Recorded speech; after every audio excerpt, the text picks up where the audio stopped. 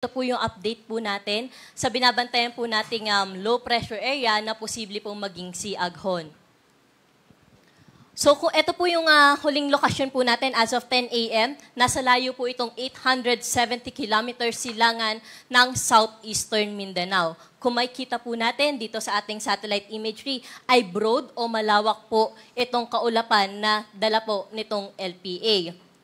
Makikita rin po natin dito itong cloud o itong trough o yung extension po ng kaulapan na nasabi nating LPA na posibleng lumapit o halos papalapit na nga po dito sa may eastern section ng Mindanao, particular na po dito sa may Dinagat Islands at ilang area pa ng Surigao or ng Caraga region. At para naman po sa lagay ng ating panahon po ngayong araw, kung makikita rin natin, no, halos buong bahagi pa po na ating bansa ay nakakaranas pa rin po ng generally fair weather condition ngayong araw. Pero mamayang hapon hanggang mamayang gabi po ay posible pa rin yung mga panandaliang buhos ng pag-ulan dahil nga prevailing pa rin po yung easterlies sa malaking bahagi po ng ating bansa. Narito naman po yung ating latest track nitong bagyong o nitong LPA na ating binabantayan. May kita po natin, within 24 hours o hanggang mamayang gabi, ay posibleng LPA pa rin po ito.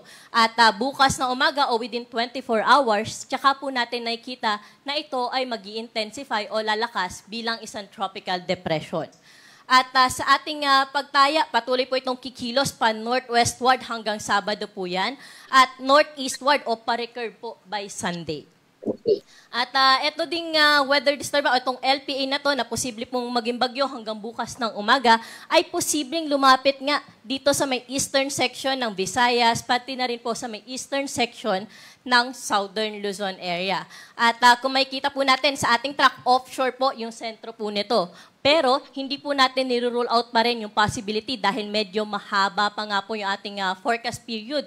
Ay posible pa rin po itong lumapit dito sa area po ng Bicol Region tsaka Eastern Visayas. Kaya hanggang ngayon ay hindi pa rin po natin nire-rule out yung possibility na maglandfall po ito sa mga nasabing lugar. At may kita rin po natin dito sa ating track na patuloy pa rin po itong lalakas, no? Dahil nga sa ating forecast, sa forecast and intensity forecast po ay nasa karagatan po ito. Kaya hindi natin nire-rule out din yung possibility na intensifying po itong binabantayan po natin na LPA. Na kung saan, within 24 hours ay tropical depression. Pero pagdating po ng Sunday, ay posible po itong mag-intensify at maging isang tropical storm. At habang kumikilos naman po ito palayo o habang pa-recurve po, no, kumikilos palayo sa ating area of responsibility by Tuesday ay mas lalakas pa po ito at posible po ito umabot sa severe tropical storm.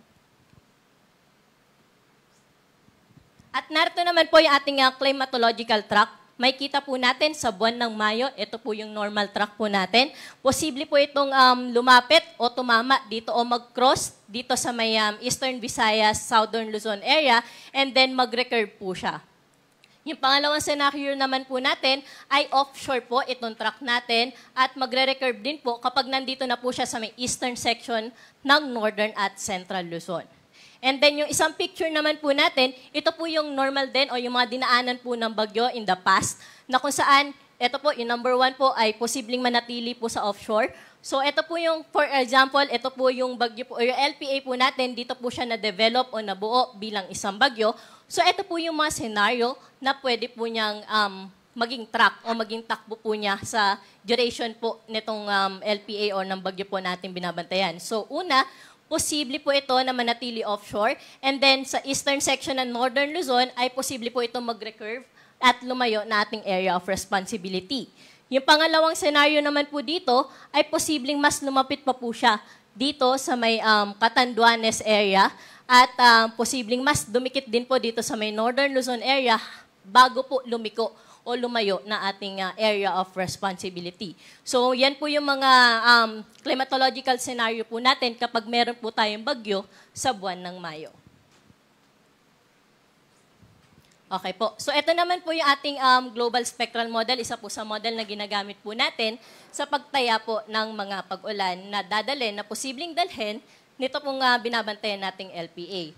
So makikita po natin for today mga kalat-kalat po or mga isolated cases po ito ng mga pag-ulan. Pero pag zoom po natin dito sa area po nito ng Dinagat Islands, ay posible na rin po yung mga light to moderate rains. Ayan. So makikita po natin dito, no, kapag sa closer look po, posibleng umabot hanggang 50 millimeters po yung posibleng ulan po nito ngayong araw. Kaya pinag-iingat na rin po natin yung ating mga kababayan po dito sa may eastern section ng Mindanao or sa may eastern section po ng Caraga.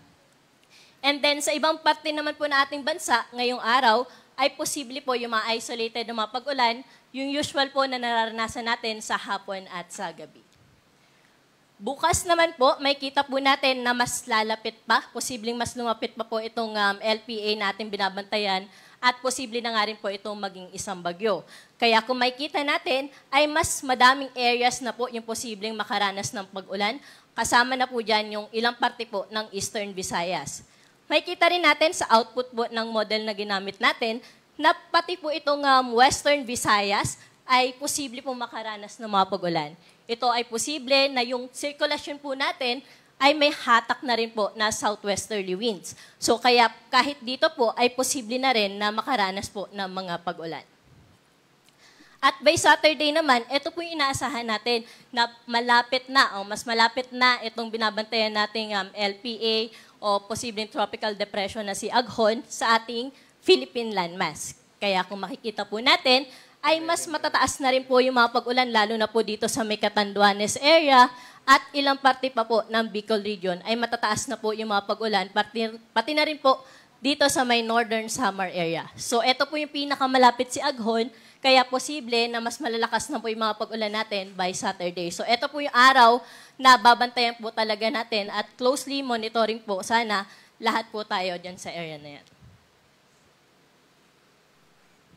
At for the summary po ng ating binanggit kanina na mga pag-ulan, ngayong araw inaasahan pa rin po natin yung mga light to moderate na mga pag-ulan sa may Surigao del Norte, Surigao del Sur, pati na rin po sa Dinagat Islands. Dahil nga doon sa pinakita ko po kanina na satellite imagery na posible na yung trough po nung binabantayan nating LPA ay makaapekto na po sa mga nabanggit na lugar.